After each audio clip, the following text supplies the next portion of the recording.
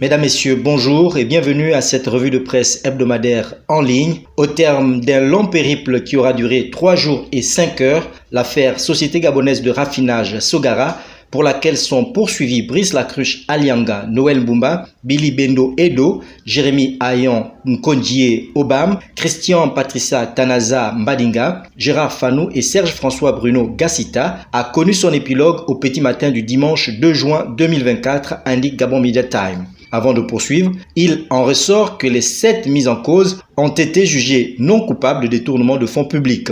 Cependant, la Cour criminelle spécialisée de Libreville a reconnu Noël Mbumba, ancien directeur général de Sogara, coupable de blanchiment de capitaux assorti de circonstances atténuantes et de sursis, nous dira Gabon Actu. Il a donc été condamné pour ce fait à 10 ans d'emprisonnement, dont 2 mois et 27 jours fermes, peine qu'il avait déjà purgée depuis mars 2020. Le jugement a ordonné la saisine et la confiscation de son appartement et d'une villa, ainsi que de plusieurs véhicules au profit de l'État.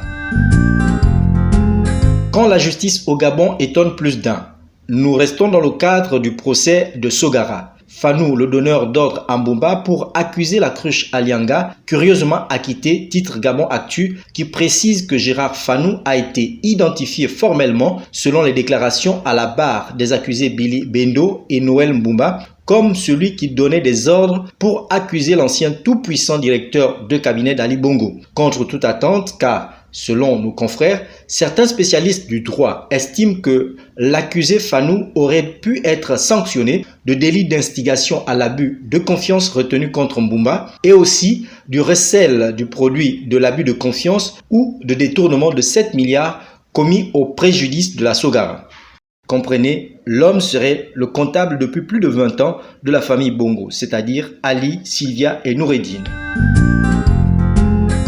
Justice théâtralisée, pourrait-on se demander. Tenez, nos confrères de Top Info Gabon indiquent qu'une réunion secrète aurait eu lieu entre le président de la transition Brice Clotaire Oligui Nguema et les membres de la famille Bongo Valentin. Nos confrères qui citent Jeune Afrique informent que cette réunion s'est tenue le 17 mai dernier à la présidence de la République avec pour objet de négocier pour la famille Bongo Valentin les conditions de la remise en liberté de Sylvia Bongo et de son fils Noureddine. Brice Clotaire Oligui Nguema aurait demandé à la famille Bongo de céder un certain nombre de biens en échange de leur liberté. Et les avocats de la famille auraient quant à eux demandé en échange de cet acte de cession l'abandon des charges à l'encontre de leurs clients.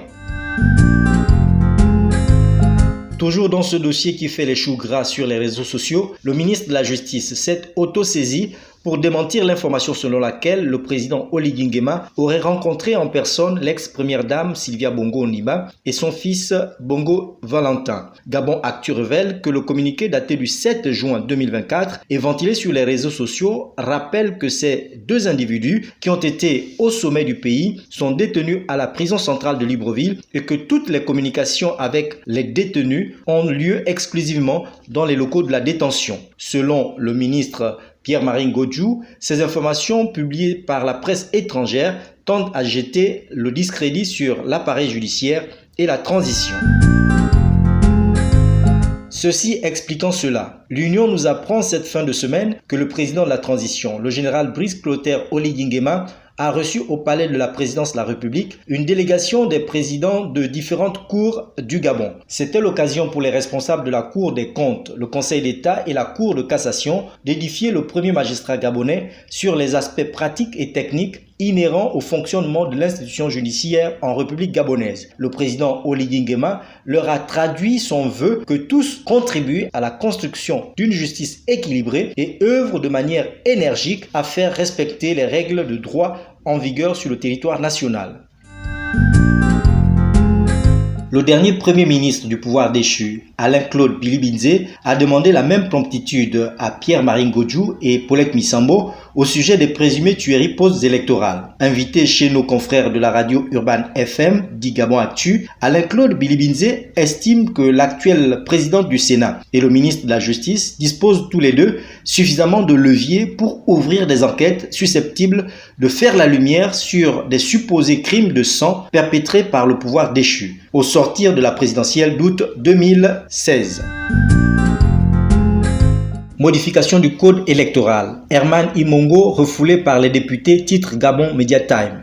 Adopté lors du dialogue national inclusif qui s'est déroulé du 2 au 30 avril dernier, la proposition de modification du code électoral pourrait se heurter à une fin de non-recevoir des honorables députés de la transition, nous disent nos confrères de Gabon Media Time, avant de préciser que c'est du moins le sentiment qui pourrait se dégager après le refus qu'aurait essuyé le mercredi 6 juin 2024, le ministre de l'Intérieur Herman Imongo, alors qu'il souhaitait présenter un projet de loi électorale porté à l'intention des députés en vue de son examen et de son adoption. Les honorables députés y dénoncent un vice de procédure et une absence d'unanimité de l'écosystème politique, mais surtout la violation, semble-t-il, des procédures parlementaires.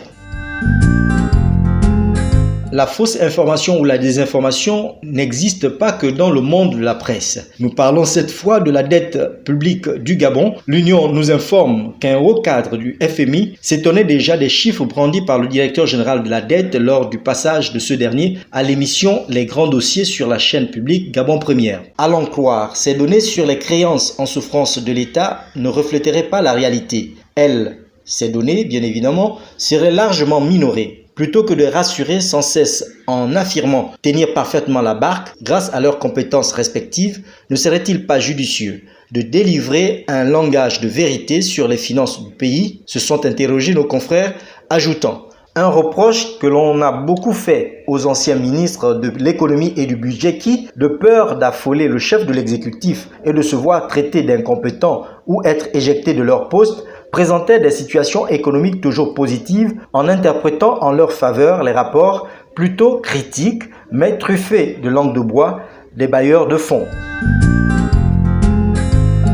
La presse en ligne au Gabon s'accorde à dire que le décaissement imminent des premières tranches des 41 milliards de francs CFA pour le projet Gabon Digital serait à mettre à l'actif du ministre Bonjean Rodrigue Mbanza. Le média en ligne L'Union transcrit que le ministre de l'économie numérique et des nouvelles technologies de l'information, le général Bonjean Rodrigue Mbanza, a réussi à abattre les derniers obstacles administratifs et techniques, assurant ainsi le déblocage imminent, cette quinzaine du mois de juin, des premières tranches du financement de 68 millions de dollars américains, soit 41 milliards de francs CFA, de la Banque mondiale. Il aura mené des âpres négociations pour obtenir ce financement crucial à la mise en œuvre du projet Gabon Digital qui vise, dit l'Union, à transformer le pays à travers la création d'applications, la construction d'un data center et la réhabilitation du réseau connecté des administrations du Gabon, en abrégé RAJ.